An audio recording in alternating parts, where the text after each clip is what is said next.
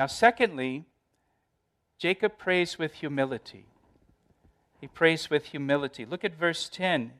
He says, I'm not worthy of the least of all the mercies and of all the truth which you have shown your servant. For I crossed over this Jordan with my staff, and now I've become two companies. Jacob essentially prays, Lord, I'm not worthy of all that you've done for me.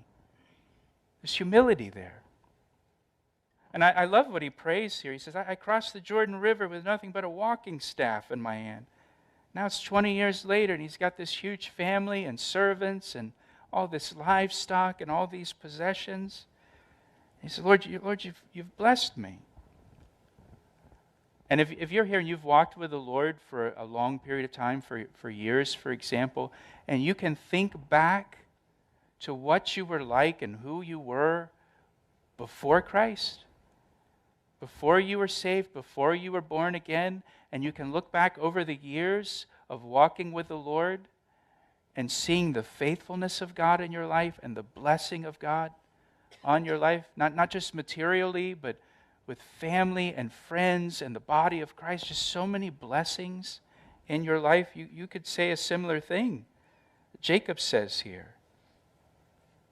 And so Jacob repeats the promises of God back to God in his prayer, and he prays with humility. And then finally, Jacob prays with honesty. Look at verse 11.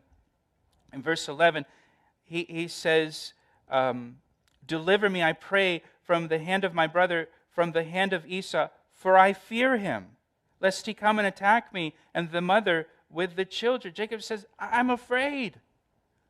I'm afraid of what Esau will do to me and do to my family.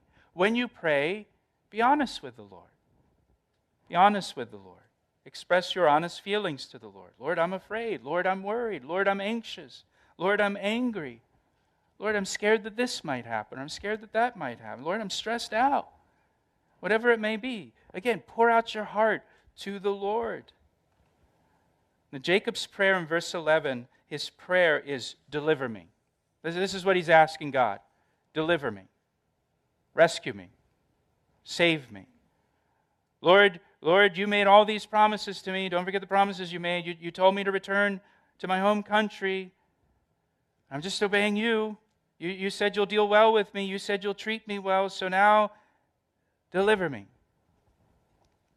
So Jacob makes this wonderful prayer. But then watch what he does next in verse 13.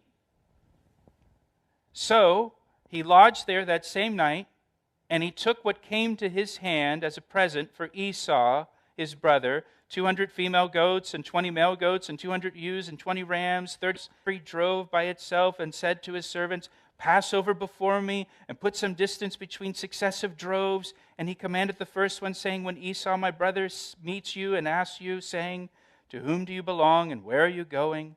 Whose are these in front of you? Then you shall say, they are your servants Jacob's. It is a present sent to my lord Esau, and behold, he is also behind us. And so he commanded the second and the third, and all who followed the drove, saying, in this manner you shall speak to Esau when you find him, and also say, behold, your servant Jacob is behind us, for he said, I will appease him with the present that goes before me, and afterward I will see his face, and perhaps he will accept me. So the present went on over before him, but he himself lodged that night in the camp. So here's what I want you to get. Jacob prays and asks God to deliver him from Esau. But then Jacob tries to deliver himself. Which is it, Jacob? He asks God to deliver him, and then he tries to deliver himself with this scheme that he comes up with, sending a bunch of livestock to Esau as a gift to appease Esau's anger. Jacob's actions demonstrate he didn't really trust that God would deliver him. So he's got this fantastic prayer, but he doesn't really believe it. And he's taking matters into his own hands. And he's coming up with his own plan to get himself out of this.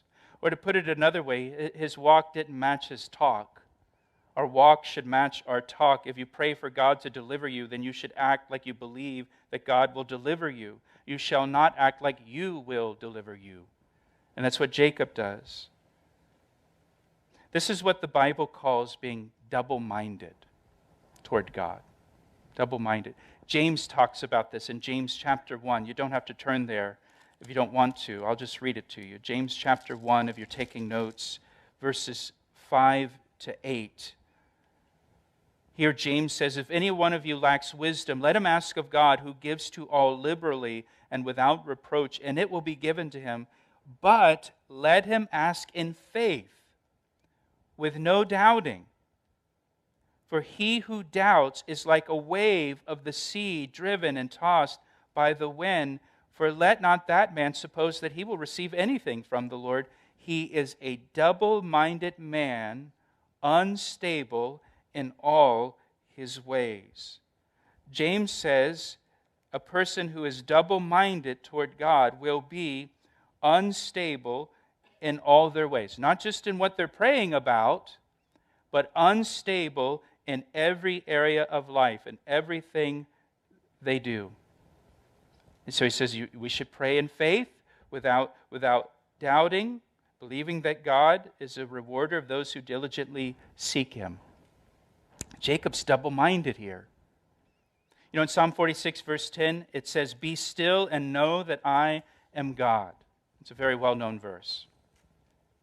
The phrase be still, it literally means to relax. Relax. It means to let go. Be still. Let go. It's talking about control. Who's going to have control?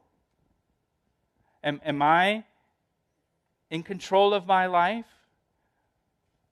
Or is Jesus Christ in control of my life? Am I willing to surrender control to Jesus Christ? Will I let go?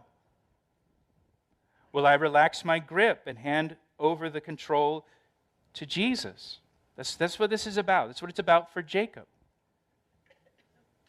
So Jacob has this wonderful prayer, but then he immediately acts like it's all dependent upon him to get himself out of this situation.